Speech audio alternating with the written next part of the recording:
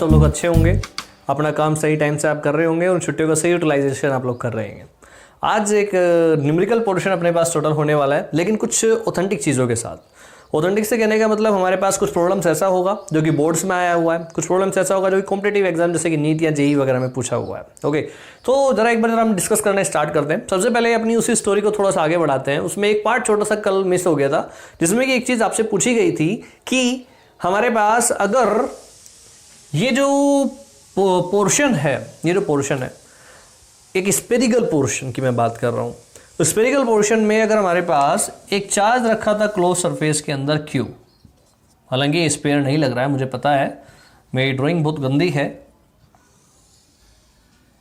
आप कंसीडर कर सकते हैं कि एक तरह से लगभग एक स्पेयर है।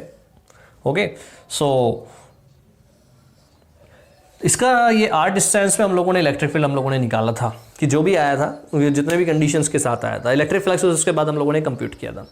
तो उस बच्चे ने एक क्वेश्चन पूछा कि सर एक चीज़ बताओ, आप कहते हो कि जो आपका फ्लक्स है किसी भी क्लोज सरफेस के लिए सिर्फ नेट चार्ज पे डिपेंड करता है, तो हमने प्रूव भी कर दिया था।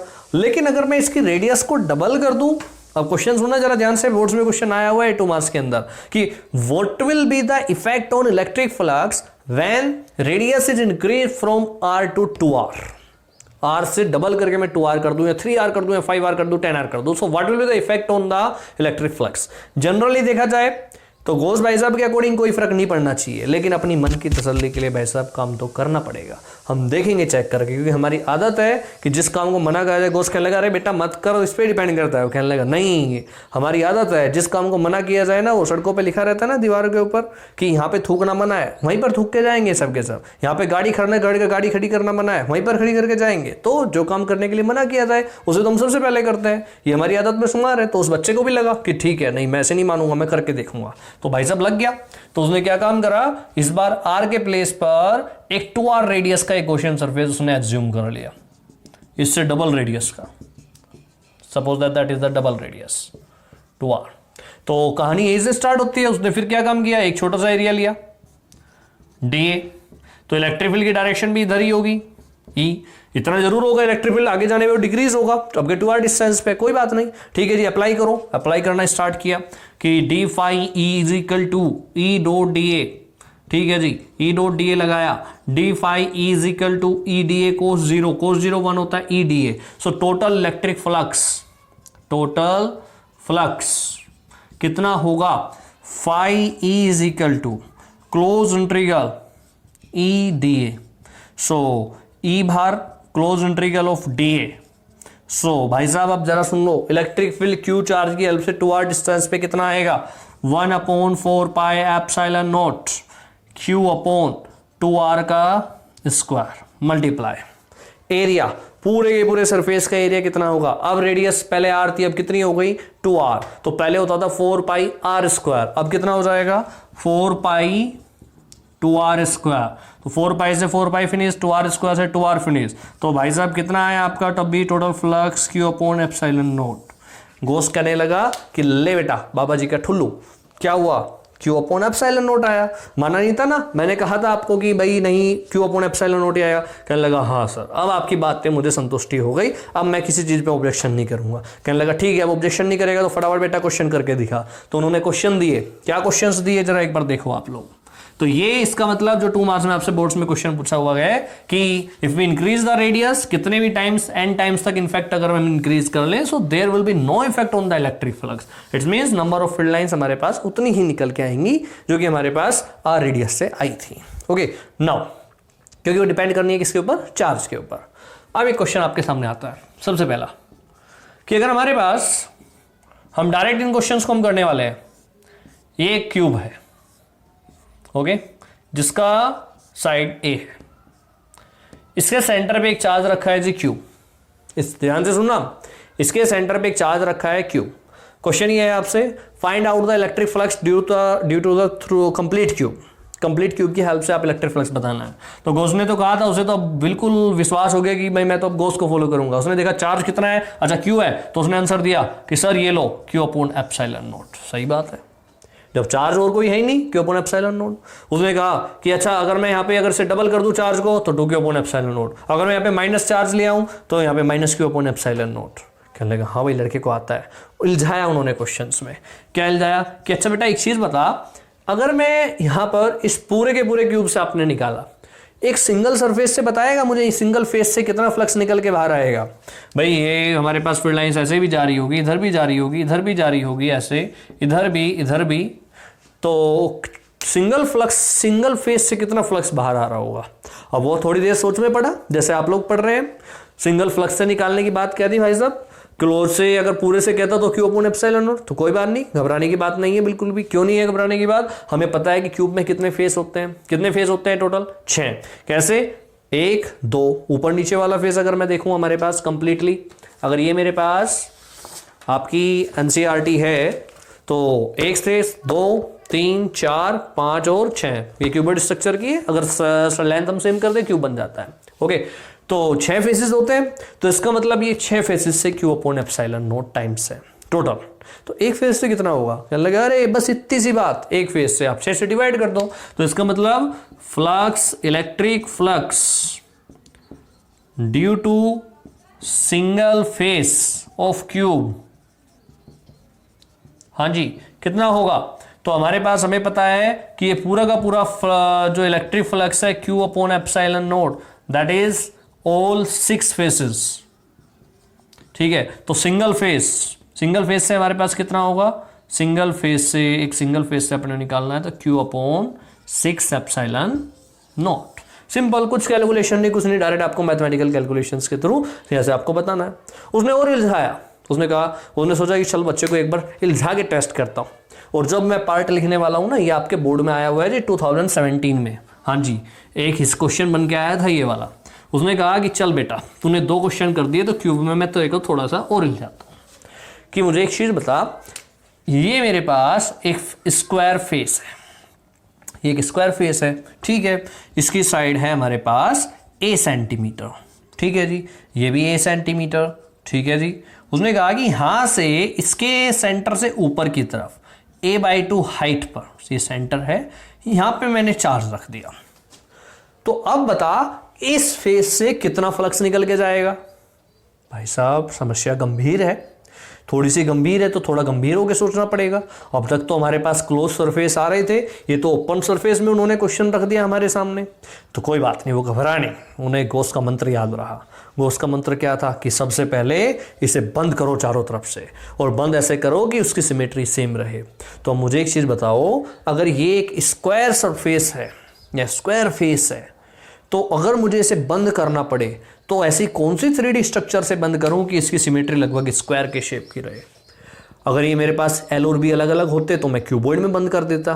तो और अगर ये हमारे पास एक स्क्वायर की शेप है, तो यानी कि मैं इसे चारों तरफ का अगर मुझे गॉसियन सरफेस इसका कंसीडर करना पड़े तो मैं कैसा कंसीडर करूंगा। बिल्कुल सही बात है, मैं एक क्यूबिकल स्ट्रक्चर के तौर पर उसे बनाऊंगा। कैसे बनाएंगे जरा एक बार आप लोग देख लें। ये हमारे पास एक क्यूबिकल स्ट्रक्चर बन चुका है। ये आपका जो फेस था फॉर एन एग्जांपल ABCD, ये रहा आपका फेस ABCD, और ये हमारे पास इसकी साइड A, इसका भी साइड A, और यहाँ से a/2 डिस्टेंस पे, यानी कि चार्ज कहाँ पे आ गया, चार्ज आ गया, बिल्कुल सही बात है, स्क्वायर के सेंटर पे, क्यूब के सेंटर पे। तो अब आप आराम से बता देंगे कि एक फेस से कितना फ्लक्स निकल के आएगा। जी हाँ बिल्कुल सही, आप आराम से बता रहे हो कि phi due to single face will be Q upon 6 epsilon naught. क्यों? क्योंकि पूरे के पूरे से कितना होना है टोटल हमारे पास Q अपॉन एप्सिलॉन नॉट। तो अगर एक फेस से निकालना है, टोटल 6 फेस है, तो हम लोग 6 से डिवाइड कर देंगे। तो एक होमवर्क प्रॉब्लम अब मैं आपको देता हूँ। उनने बहुत सारी सोल्व कर ली उस बच्चे ने, सब बच्चे की उसी की जान लोगे क्या।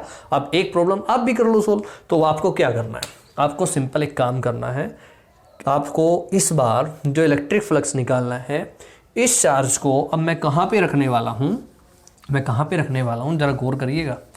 अगर ये हमारे पास एक क्यूबिकल स्ट्रक्चर है, ये मेरे पास एक क्यूबिकल स्ट्रक्चर मेरे पास है, तो आपको बताना है अगर चार्ज रखा है इस कॉर्नर पे, ध्यान रहे इस कॉर्नर पे अगर चार्ज रखा है या इस कॉर्नर पे रखा है या इस कॉर्नर पे, क्यूब के किसी भी एक कॉर्नर पे चार्ज रखा है। अब आपको बताना है टोटल फ्लक्स कितना होगा हमारे पास, कहाँ से, तो एक ध्यान रखना है इस कॉर्नर पे हमारे पास रखा है, तो ड्यू टू सिंगल कॉर्नर हमारे पास जो ये चार्ज रखा है इसकी हेल्प से अब टोटल फ्लक्स हमारे पास एक फेस से अपने को अगर निकालना पड़े तो कितना आएगा वो आपको अब देखना है। ओके, तो ये आपके लिए क्वेश्चन है। ठीक, फिलहाल अब बात करते हैं हम दूसरे स्ट्रक्चर की। उन्होंने क्या काम करा कि अच्छा बेटा एक चीज बताओ, ये एक स्फीयर है, ठीक है, -2q पर और एक q चार्ज रखा है, दो चार्ज रखे हैं, ठीक है, ये -2q चार्ज है, ये q चार्ज है। बताओ बेटा फ्लक्स कितना होगा। उन्होंने कहा कि -2q + q upon epsilon not हो गया। टोटल फ्लक्स कितना हो गया, -q अपॉन एप्सिलॉन नॉट। कि अच्छा, तो एक काम कर बेटा, ये क्वेश्चन आपका ये एक हेमीस्फीयर है। अब ध्यान से रखना जरा, ये एक हेमीस्फीयर है। हेमीस्फीयर के बिल्कुल सेंटर पे एक चार्ज रख दिया, क्यों कहा बेटा इस वाले पॉइंट से, अब नीचे वाला जो आधा हेमीस्फीयर है ना, इससे बता कितना फ्लक्स निकल के जाएगा इस हेमीस्फीयर से। तो फिर वो सोच में पड़ गया कि यार ये तो फिर ओपन सरफेस हो गया। तो लेकिन फिर उसे मंत्र याद आया कि कहा था बाबा जी ने कि ऐसा काम करना है कि इसे सरफेस को क्लोज करना है, तो वो लग गया क्लोज करने में। तो अगर नीचे भी हेमीस्फीयर है तो इसे क्लोज करने के लिए कैसा सरफेस बनाना पड़ेगा, ऊपर भी एक लगभग एक हेमीस्फीयर ही उन्हें ड्रॉ करना पड़ेगा। तो यानी कि अब ये क्या बन गया, पूरा स्फीयर बन गया। तो पूरे स्फीयर से आपको पता है कितना होता है फ्लक्स, अगर क्लोज सरफेस है तो q अपॉन एप्सिलॉन नॉट होता है। तो इसका मतलब आधा फ्लक्स ऊपर गया होगा, आधा फ्लक्स नीचे गया होगा। तो अगर ऊपर वाले को भी मैं x मान लूं, नीचे वाले को भी x मान लूं, तो टोटल मिला के कितना बन रहा है, ये बन रहा है। यानी कि x + x = phi e, that is equal to q upon epsilon naught. It means 2x = q upon epsilon naught. तो x कितना आया, q अपॉन 2 एप्सिलॉन नॉट। इसका मतलब एक सिंगल सरफेस से, यानी कि आधे हेमीस्फीयर से कितना आएगा फ्लक्स हमारे पास निकाल के, that will be q upon 2 epsilon not. ये तो थे कुछ डायरेक्ट क्वेश्चंस जो कि आपसे पूछे जा सकते हैं कि एक नंबर में, या आपके पास कोई 2 मार्क्स में पूछा जा सकता है। अब आपकी बात करते हैं ऑफिशियली एनसीईआरटी के प्रॉब्लम्स के बारे में, जो आपकी एनसीईआरटी की वन है। सबसे पहले एनसीईआरटी की जो आपकी एग्जाम्पल्स है, 2 एग्जाम्पल्स आपके सामने थे एनसीईआरटी के, जो आपको करने के लिए दिए थे मैंने। तो उन दोनों एग्जाम्पल के आपको अपने बी पार्ट्स भी आपको पूरे कर लेने, दिखा देता हूं कौन सा है। एग्जाम्पल नंबर 11, ये क्यूब वाला इसका बी पार्ट है जिसमें चार्ज पूछा हुआ है। अब आपके पास फ्लक्स का फॉर्मूला आ गया है, तो फ्लक्स निकालने के बाद आप चार्ज भी अब आप निकाल सकते हैं।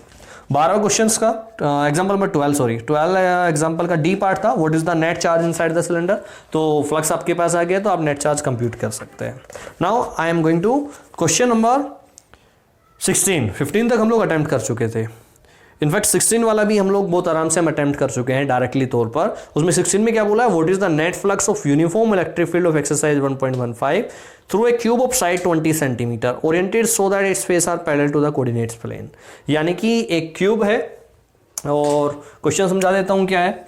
एक क्यूब है और इसके जो सारे के सारे फेजेस है कोऑर्डिनेट्स प्लेन्स के पैरेलल है, यानी कि कोई एक वाई जेड के, कोई एक एक्स जेड के, कोई हमारे पास एक्स वाई के।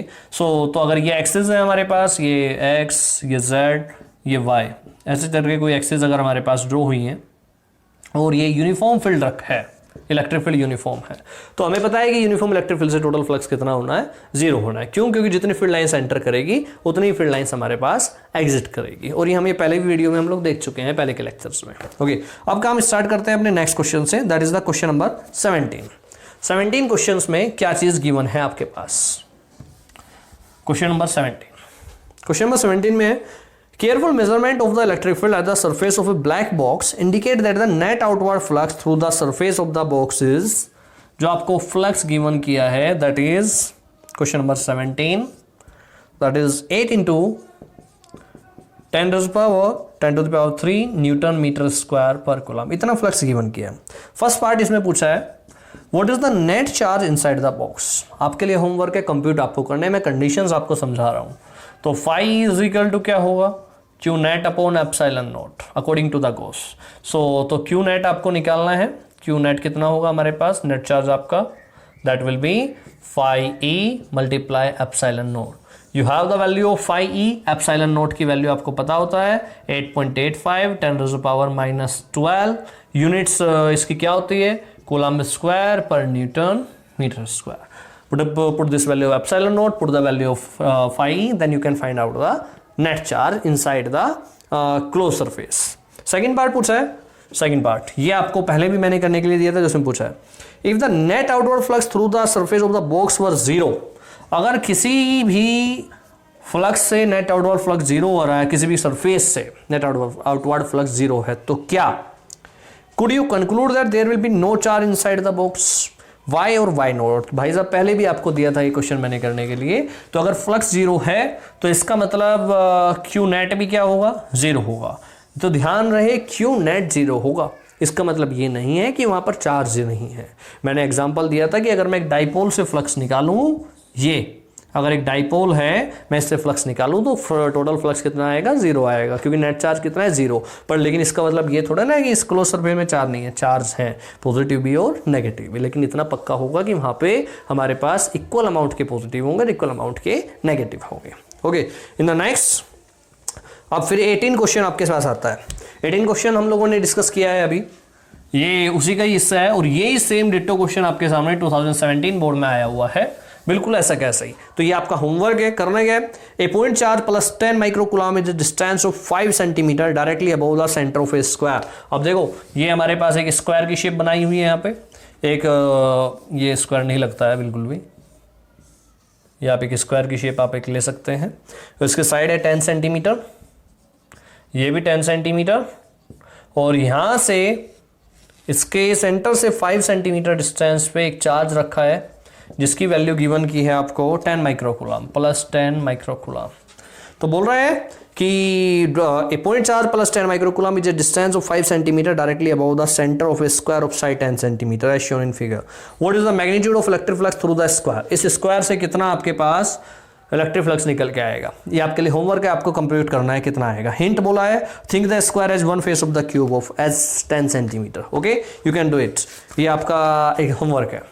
ये दो क्वेश्चन हो रहे हैं अपने पास, एक क्वेश्चन नंबर 19, क्वेश्चन नंबर 19 में क्या है, a point charge of 2 microcoulomb is at the centre of a cube. एक क्यूब है, that was the question number 18, that is question number 19। ये 19 है हमारे पास, एक क्यूब है जिसका साइड है हमारे पास, उसमें बोला है कि a point charge plus 2 microcoulomb is at the centre of cubic Gaussian surface of 9 centimetre of edge. 9 centimetre इसकी साइड है और उसके सेंटर पे एक चार्ज रखा है जिसकी वैल्यू है हमारे पास 2 माइक्रोकूलम। माइक्रो का मतलब होता है 2 × 10 to the power मतलब -6। तो अगर मैं यहाँ पर 2 माइक्रोकूलम लिख रहा हूँ तो इसका मतलब 2 × 10 to the power -6 coulomb. Okay, पूछा है what is the net electric flux through the surface. Total जितने भी सरफेसेस हैं इनसे हमारे पास टोटल फ्लक्स कितना आएगा, तो हमें पता है गोस भाई साहब से पढ़ा है, phi is equal to Q upon epsilon naught. तो नेट चार्ज अकेला है तो ये वो अपॉन एप्सिलॉन नॉट कैलकुलेट करके आपको सेंड करना है कि कितना वो फ्लक्स निकल के आएगा। फॉर्मुलेशन आपके पास ये रहा, that will B Q net upon epsilon not. Charge क्योंकि एक ही है तो ये क्यू नेट कौन सा हो जाएगा, ये, और एप्सिलॉन नॉट की वैल्यू आपको पता है। लास्ट क्वेश्चन 20 क्वेश्चन में आपके सामने क्या है, 20 क्वेश्चन आपको सोल्व करना है, बहुत बढ़िया क्वेश्चन है। 20 दो पार्ट में है, वो क्या क्या है उसके अंदर जरा एक बार देख लें आप। 20 क्वेश्चन में 20 क्वेश्चंस के अंदर a point charge causes an electric flux of, electric flux एक बनाता है एक पॉइंट चार्ज कितना, -1.0 10 to the power 3 newton metre square per coulomb to pass through a spherical Gaussian surface of 10 centimetre radius.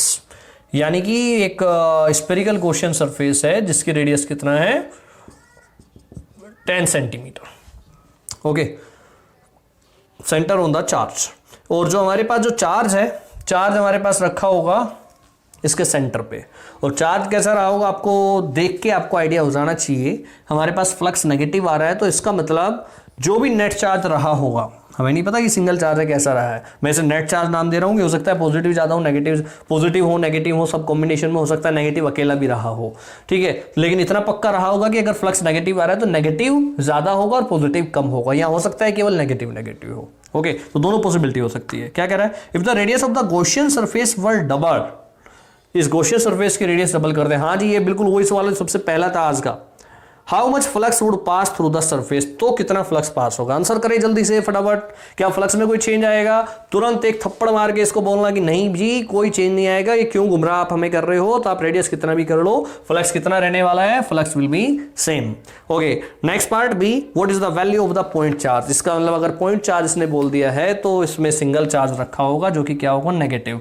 तो आपको flux आपको पता है, ठीक है, Q net upon epsilon naught. तो आप यहां से इस पॉइंट चार्ज को आप निकाल सकते हैं कितना आएगा। ओके, सो ये आज आप लोगों का होमवर्क है, जितने भी क्वेश्चंस आपको दिए हैं। उम्मीद है आप लोगों का इलेक्ट्रिक फ्लक्स पूरी तरह से आपको क्लियर हो गया होगा। अगला जो काम हमारे पास आने वाला है वे गोस थ्योरम की एप्लीकेशंस होंगी।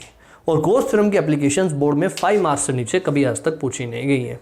मतलब अगर पूछी भी गई है तो 3 मार्क्स में डायरेक्टली पूछी गए हैं। उसमें 5 मार्क्स में एक न्यूमेरिकल पुटअप करके उसमें पूछ लिया जाता है, इसके अंदर बहुत सिंपल सा, लेकिन 5 मार्क्स का क्वेश्चन मोस्टली आता है उसके अंदर। अगर आप पिछले 10 ईयर्स आप उठा के देखें तो आपको मिलेगा कि 10 में से 8 बार आपको गोस थ्योरम में क्वेश्चन 5 मार्क्स में आपको मिला है। कोई रेयरली केस ही ऐसा गया है कि जिसमें 3 मार्क्स में वो क्वेश्चन पूछा गया है। ओके, तो आज के लिए हम इतना ही रखते हैं। उम्मीद है कि सारी चीजें आप लोग क्लियर हो गई होंगी। अपना होमवर्क आप अच्छे से करते रहना, सेंड करते रहना, आप अच्छे से रहिए, साफ सफाई रखिए और अपने बड़े बुजुर्गों का आप ख्याल रखिए। Thank you very much. Homework और देने से पहले एक चीज थोड़ा सा और मैं बता दूं आपको, हम लोगों ने जितना भी ये जो नेट फ्लक्स वगैरह हम लोगों ने जो स्टडी किया है, एक जैसे भी हमने सिमेट्रिकल शेप ली है, जितना भी जैसे भी हमने क्लोज सरफेस लिया है, वहाँ पर हम लोग ये एज्यूम करके चल रहे हैं कि उस क्लोज सरफेस में हमारे पास कंप्लीटली एयर है।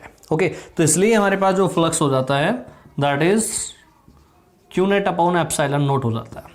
लेकिन आप जरा सोच के देखिए, एयर से मतलब एक तरह से हमारे पास हम फ्री स्पेस के हम लोग बात करके चलते हैं वहाँ पर, कि जो कि एप्सिलॉन नॉट हमारा इंडिकेट करता है कि वहाँ पर फ्री स्पेस होगा एक तरह से। लेकिन आप सोच के देखिए, अगर वहाँ पर हमारे पास कोई डिस्टर्बिंग मटेरियल जैसे लाइक कि हमारे पास कोई गैस फिलअप हो या हमारे पास वाटर फिलअप हो, तो हमारे पास फ्लक्स क्या हो जाएगा। तो हमें पता है कि अगर हमारा मीडियम चेंज हो जाता है फिर हम एप्सिलॉन नॉट नहीं लेते, फिर हम सिंपल एप्सिलॉन मीडियम लेते हैं। अगर कोई हमारे पास दूसरे मीडियम हमने उसके अंदर फिलअप किया है तो वो उसकी परमिटिविटी हो जाएगी। तो क्या आप इसे स्ट्रम में बना सकते हैं? बिल्कुल बना सकते हैं, क्योंकि हम लोगों ने पढ़ा है स्टार्टिंग में permittivity of in medium, permittivity of free space always will be equal to K. तो E medium will be is equal to K epsilon naught. तो हमारे पास जो फ्लक्स का एक्सप्रेशन बनता है that is Q net upon K epsilon naught. तो जहां पर एप्सिलॉन नॉट आपकी वही परमिटिविटी इन फ्री स्पेस के, यहाँ पे एक वर्ड मैं आपको बोल के छोड़ देता हूँ, इसका डिस्कस हम नेक्स्ट चैप्टर में करेंगे। के इज सेड टू बी, हम लोग इसे हमने वहां पर इससे बोला था रिलेटिव परमिटिविटी। एक नया नाम का मैं आपको यहाँ पर और बोल के इसे मैं छोड़ रहा हूँ, डाइलेक्ट्रिक कॉन्स्टेंट। डाइलेक्ट्रिक कॉन्स्टेंट, वहां पे मैंने इसे के प्लेस पे एप्सिलॉन आर से मैंने इसे रिप्रेजेंट किया था, लेकिन ये आपका के से भी रिप्रेजेंट इसे हम करते हैं। अब ये क्या होगा डाइलेक्ट्रिक कांस्टेंट, क्या चीज होगा, नेक्स्ट चैप्टर का, मैं उसकी टेंशन मत लेना, लेकिन हम इसे इस टर्म में भी लिख सकते हैं, या आप इसे सिंपल एप्सिलॉन नोट, और अगर आप लिखना चाहो तो उस एप्सिलॉन नोट आर की टर्म में भी आप इसे लिख सकते हैं, Q net upon epsilon note और एप्सिलॉन आर, आप इस टर्म में भी इसे आप लिख सकते हैं। ओके, तो एक तो काम ये था। अब एक प्रॉब्लम और मैं आपको देकर मैं छोड़ रहा हूं, वो प्रॉब्लम क्या है जरा उसे सुन ले आप उस प्रॉब्लम को। आपके पास दो होलो स्फीयर है, दो होलो स्फीयर है, एक स्फीयर है जिसमें हमारे पास S1, एक दूसरा स्फीयर है जो कि हमारे पास S2। ओके, इस पे हमारे पास जो चार्ज है इसके अंदर दैट इज 2Q और हमारे पास इसके अंदर दैट इज 4Q। आपको क्या बताना है, सिंपल, आपको सिंपल ये बताना है electric flux due to S1 ratio electric flux due to S2। S1 और S2 का इलेक्ट्रिक फ्लक्स का आपको रेशियो बताना है, ये आपको कैलकुलेट करके आपको भेजना है। ओके, ये आपके होमवर्क में एक छोटा सा और एडिशनल काम है। ठीक है, थैंक यू।